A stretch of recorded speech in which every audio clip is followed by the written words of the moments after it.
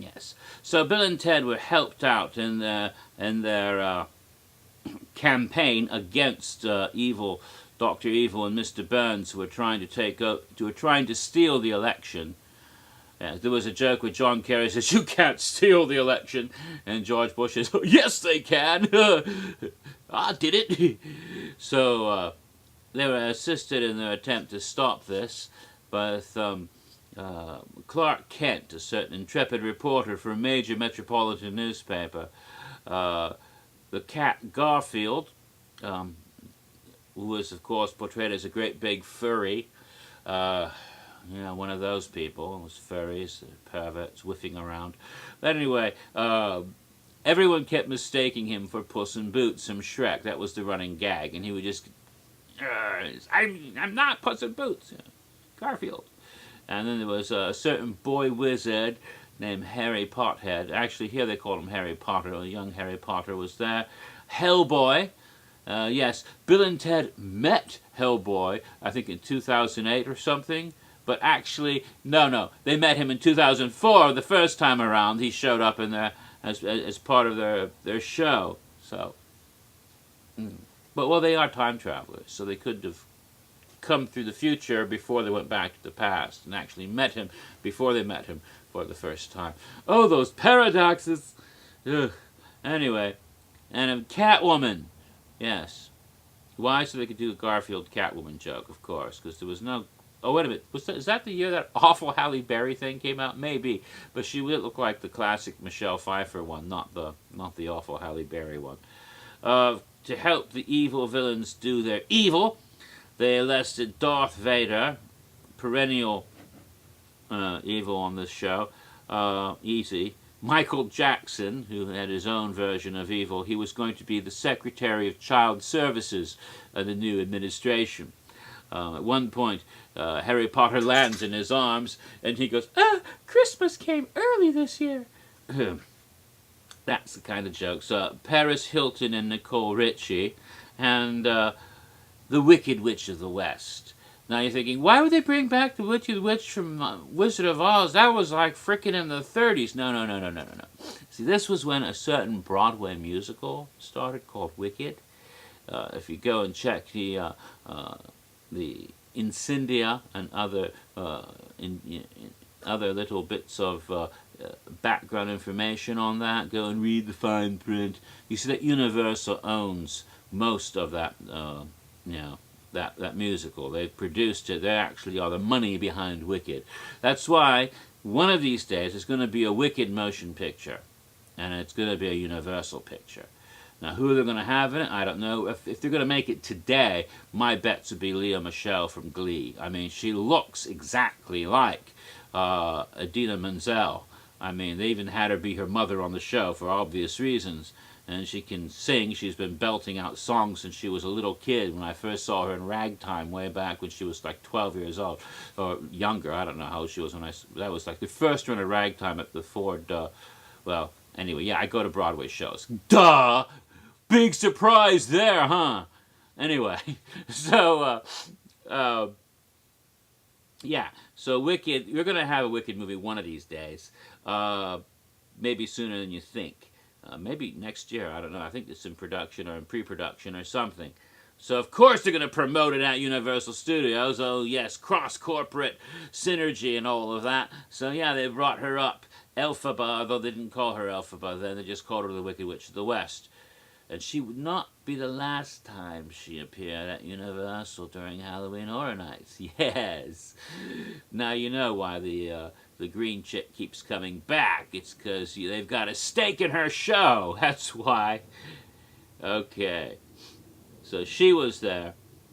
And, of course, we have the magic battle between Harry Potter and the Wicked Witch. But who defeats the Wicked Witch? Garfield. Yes. Getting fed up with being called Puss in Boots, and because he hadn't been, fixed back in the day. And you know what happens when a tomcat isn't fixed? They spray. Nasty smell, spraying. And, well, you know what happens when you spray a witch? She melts. Death by cat urine. Terrible, terrible way to go. So they melted the witch and all of that. And yet she comes back for the end when they have the singing and dancing for no reason. Just to show you that death is never permanent at Bill and Ted. They can always bring you back from the dead so you can dance for no reason during the musical ending. Also, there were all sorts of wonderful gags during the show featuring the Olsen twins, you know, good old Mary Kate and whatever, Ashlyn, I don't remember their frickin' names, whatever there was. One of them is a drunk and the other one is a slut, or are they both drunks and sluts? I don't know. Whatever it was, they had a lot of jokes about them. The Queer Eye for the Straight Guy guys, because their show was on at that time.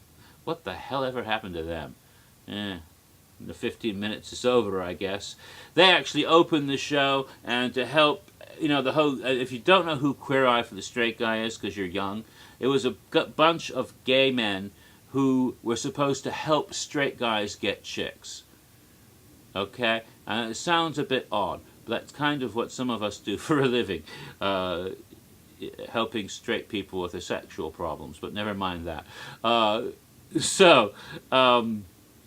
They were supposed to somehow make them fashionable, and so that they wouldn't be offensive to women, because, you know, the stereotype that gay guys hang out with women and know all about them because they hear all their secrets. So that may be true to some degree, but gay guys are still guys, and they don't think the way women do, even though you might think they do think the way women do.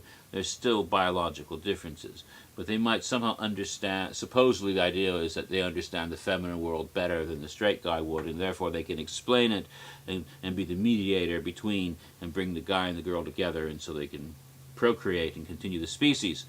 That might be what gay people are here on Earth for, biologically, evolutionary, I don't know, to keep you guys from killing each other so that the species will continue.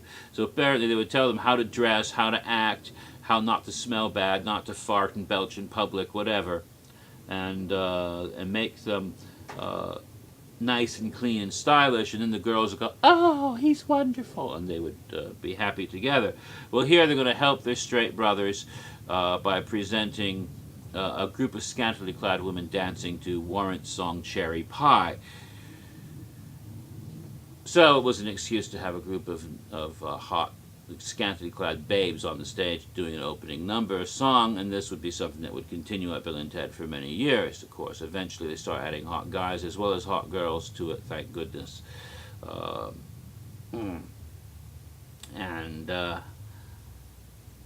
that was part of it. And of course, the whole George Burns and John Kerry shtick was going on throughout the entire show, and actually that's how the show got resolved. There was one moment during a dancing number, I think I forget which song it was, but you could see that Kerry and Bush were dancing with each other, apparently, at one point. But eventually they got into the huge bitch-slapping fight, and they ended up beating the crap out of Evil and Burns themselves, and basically, you know, taking it back, because, you know, when it comes to dirty fighting, you can't beat a politician. And so, except for Michael Jackson, who could beat it, because that's the song that then went off into lead the music thing, beat it, and then it went off into all the singing and dancing for no reason, and there were a lot of popular songs of the era, including the dreaded version of She Bangs, sung by William Hung of American Idol, as opposed to Ricky Martin. But my favorite number, the one that I remember most clearly, and I thought was actually a song from a few years earlier. But they had the Beastie Boys come out in the construction helmets and their white jumpsuits and do Intergalactic Planetary. To me, that was the musical highlight of the show. It was just a nifty number. So that was Bill and Ted, 2004.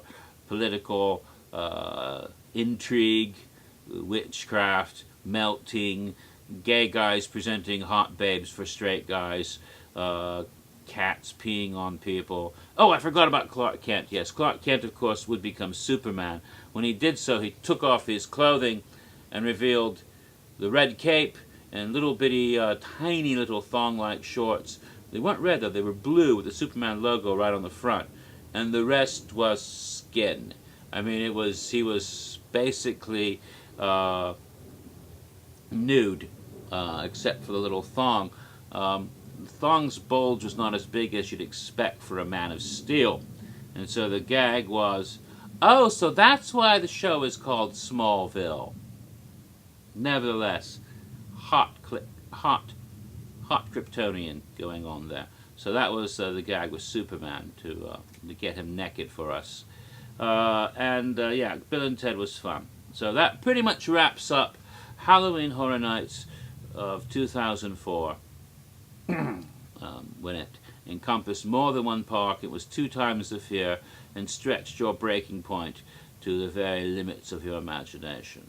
And next time we'll come back and talk about 2005, another amazing year of Halloween Horror Nights, when you were taken away into a tale of terror to another world called Terra Cruentus. Until then, keep counting down the days to October 2011. You know, it's December now. We've only got about 10 months left to go.